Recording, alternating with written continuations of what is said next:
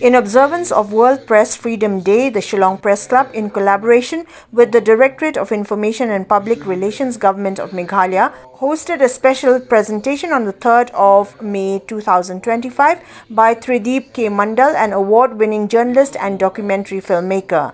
Tridip Mandal, known for his work with major Indian media houses and international platforms, has received multiple accolades including the Red Ink and Ramnath Goenka Awards. Currently a consultant with Voice of America and RT India, he was recently named a 2024-25 Chevening Fellow by the UK government, recognizing his contributions to media and storytelling.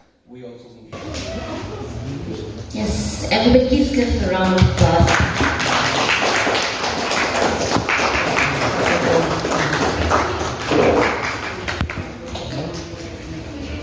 India's ranking of press freedom was 159 out of 180 countries, and we all know why it is. I don't need to really get into too much of details why it is so, because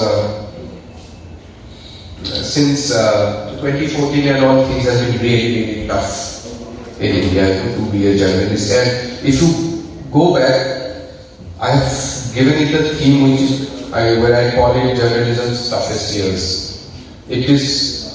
Journalism is going through one of its toughest times across the world, not only in India. Technology and the crackdown, everything, every day we see what he does with journalists, what is happening with New York Times and CNN and all that. And if they feel vulnerable, like journalists like us in India and publications in a state like Meghalaya, you guys are also bound to feel that pressure and you will feel more vulnerable. So right now, what are the key concerns that most journalists have?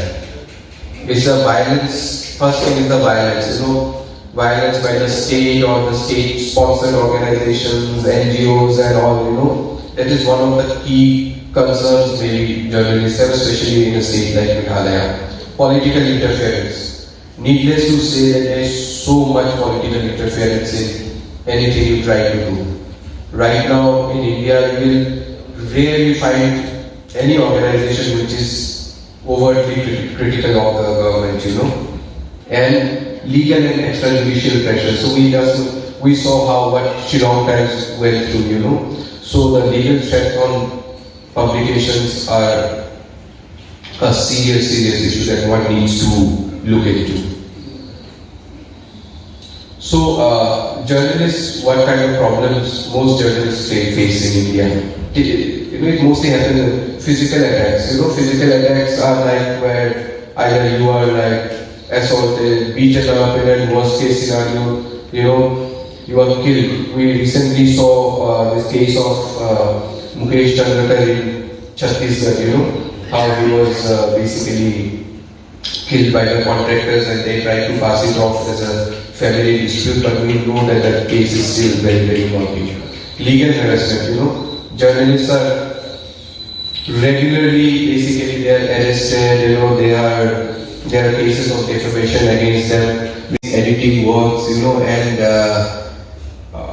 now I think it's important that you should also know the basics of AI. It's very, very important. I've met a lot of journalists who sort of completely shun AI, but if you don't learn AI, especially the young journalists, because more and more when the hirings will now happen, they will also like to know, as a journalist, what are the AI skills you have picked up.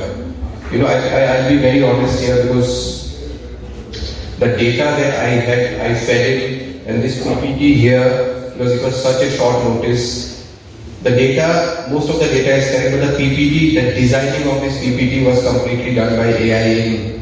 It took just about 2-3 minutes. It designed, and I went there, I fine-tuned it, but